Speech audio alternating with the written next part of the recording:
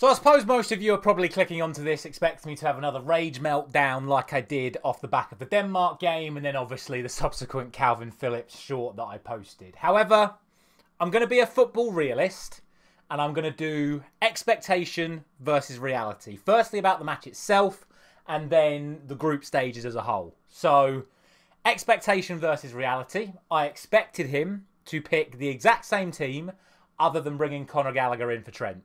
Reality, that's exactly what he did. Expectation, that would make us worse because Conor Gallagher would not be able to contribute as well as Trent could, even though Trent wasn't already contributing a lot.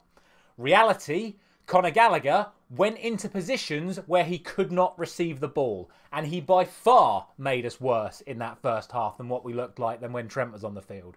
When Trent was on the field, he was playing in that right CDM position. He was offering himself for the ball where he could and then finding it very hard to play passes because no one was moving for him. When Conor Gallagher came into that team, he then took up this position on our right forward side, their left defensive side, whereby he was in this perfect box between left mid, left centre mid, left back, left centre back. And he was just in this little box where Rice couldn't pass the ball to him, Walker couldn't pass the ball to him, Foden and Bellingham couldn't pass the ball to him, Kane couldn't pass the ball to him, and what's worse of all is he was taking up Bukayo Saka's space, and then when Rice had it, he didn't even have that Trent option to pass it to, meaning that every time Declan Rice got the ball, he was forced to pass it backwards or out to Kyle Walker, because he couldn't pass it left, because if he passed it left to Kieran Trippier, he doesn't have a left foot, so he was also passing it backwards because he was square on, because he was facing inside, because it was the only way he could use his right foot. So that went exactly how I was expecting it to. Then, expectation versus reality. I thought at half-time he'd be going, well, we've created a couple of chances, we were unlucky with the offside goal, and Slovenia haven't really threatened. So we'll see how it is, and if it's not working after 65 minutes, then I'll make some changes. Reality, he took Conor Gallagher off at half-time and put Kobbie Mainoo on. All right, +1. 1 tick for Gareth Southgate. Good decision. Shame he didn't make that at the start of the game, but he made it at half-time. In the first 10 minutes, Kobbie Mainoo had 16 touches. In the first 45 minutes, Conor Gallagher had 24. Kobbie Mainoo, by the end of the match, had almost double the amount of touches that Conor Gallagher had in the first half. So that tells you enough already. Mainoo was willing to get on the ball, looking to link up play. He was feeding the ball into Foden and Bellingham and Kane, changing things up, and we started looking and started playing better. Then it got to 65, 70 minutes, and we still hadn't scored. We'd looked better, but it wasn't enough. Kane was knackered. Bellingham was knackered. Saka was struggling. Foden was our best player. We needed to get him in the middle of the pitch and be more influential. We needed to bring Anthony Gordon on one side. We needed to bring Cole Palmer on the other side. And we needed to bring Ollie Watkins on up front. Expectation versus reality.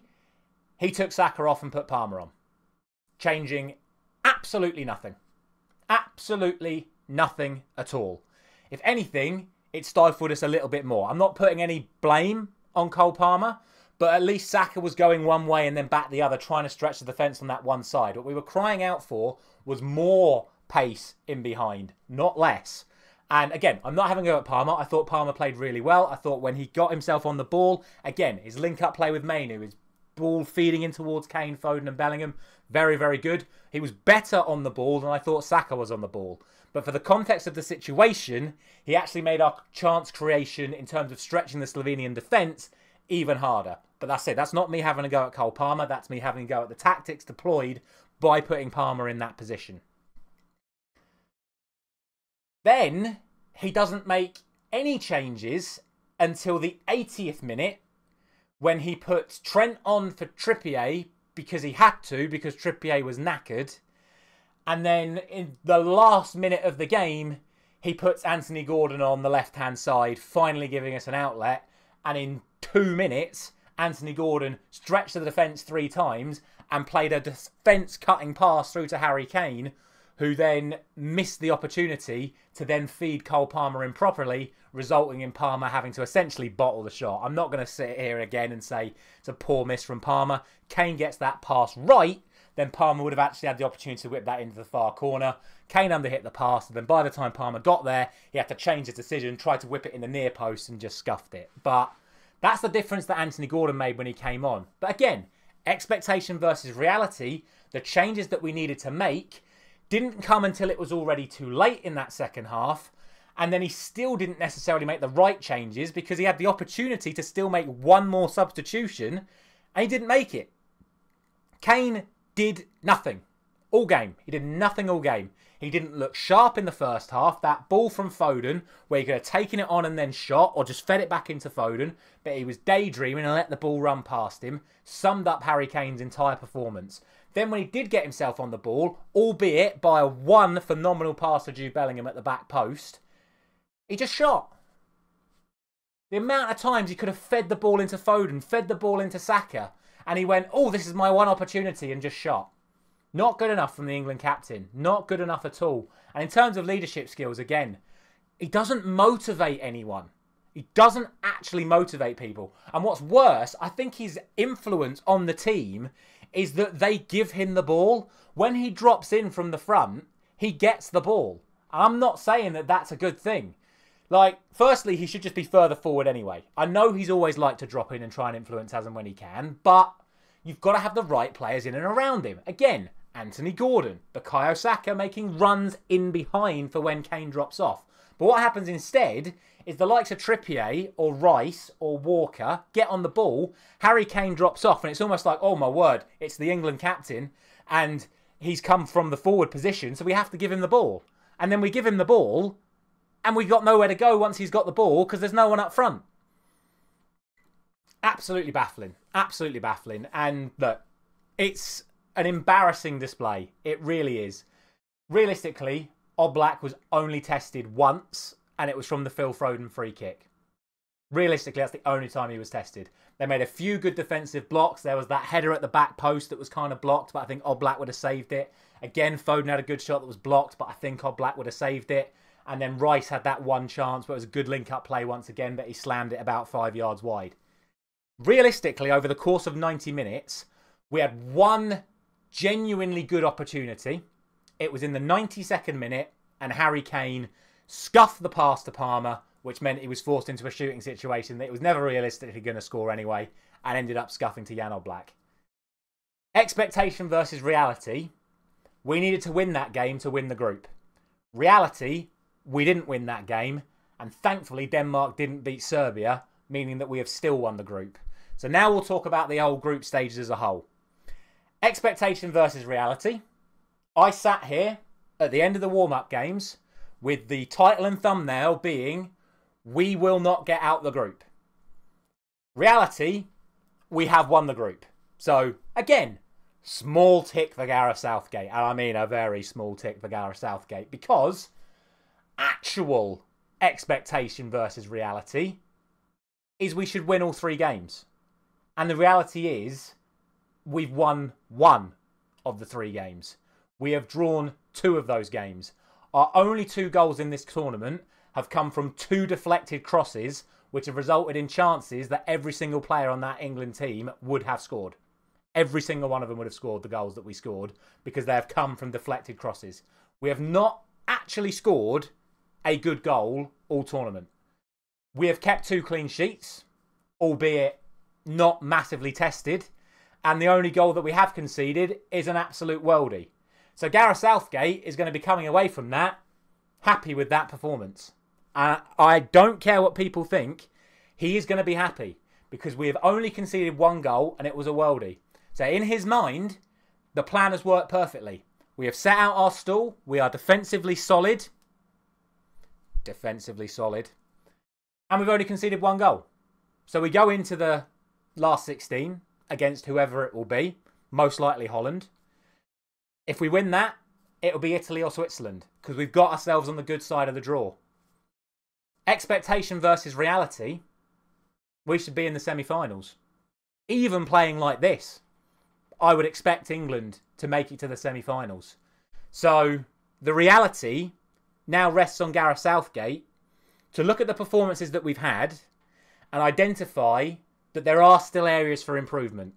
The defensive line needs to be a bit higher. I'm not going to go and say crazy and say it needs to be a lot higher, but it needs to be a bit higher. We need to show a little bit more front-footedness to allow our forward players to have the right amount of time to press. I don't think he'll do that. I think especially if we're playing against the Netherlands, I think he'll actually go full-blown sit-back counter-attack. I really do. I think he'll look at a team like the Netherlands, or if we get past them, a team like Italy in the quarterfinals and go, whoa, whoa, whoa, whoa, whoa, whoa, whoa. Sit back. Sit back. Don't take any risks, because they'll pick us off if we take risks. But it might work. I don't think it will.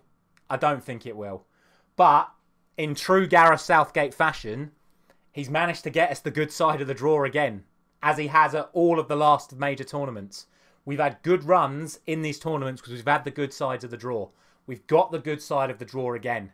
Now it is on us to do better as a team, as a coaching staff, to actually weld this team to be a little bit more progressive, a little bit sharper. If that means dropping Kane, drop Kane. If that means dropping Bellingham, drop Bellingham. Have some bottle. These players have not looked sharp in the last couple of games. Some players have. Foden has looked very sharp. Mainu looked very sharp when he came on today. Palmer looked very sharp when he came on today. Gordon looked fantastic, albeit for 5 minutes, but he looked fantastic.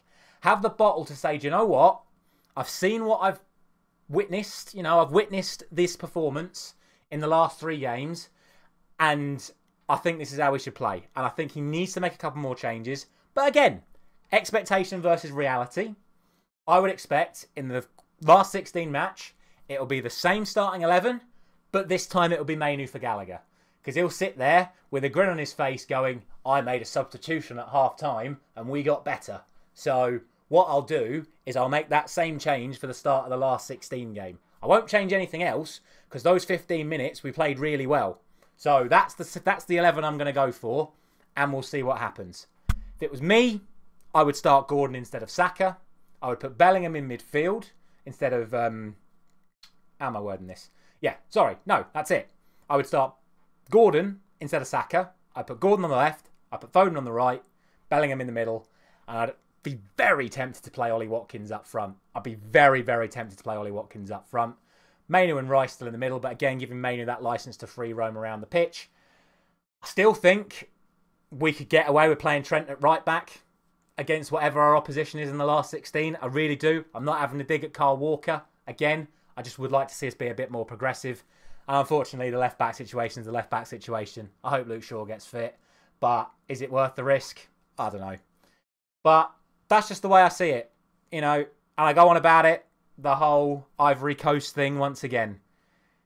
The FA are not going to sack Gareth Southgate because we've still won the group. It's not like the Ivory Coast situation now. Ivory Coast finished third in their group, got a third place runner-up thing, and they sacked their manager, put someone else in charge, then from the third place position, got themselves through the last 16 quarterfinal, semi-final, final, and won.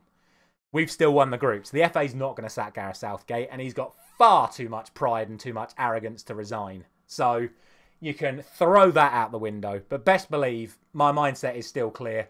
Gareth Southgate out, Steve Holland out, get some proper management in after this tournament. And look, I'm still going to believe in the team because I think we've got a fantastic group of players that even under this style of management can still produce results. But we've got to get the ball in the back of the net. And the only way to do that is to be more progressive. Let me know your thoughts down in the comment section below. Thank you very much for watching as always. I'll see you again tomorrow morning for my next round of Euro predictions.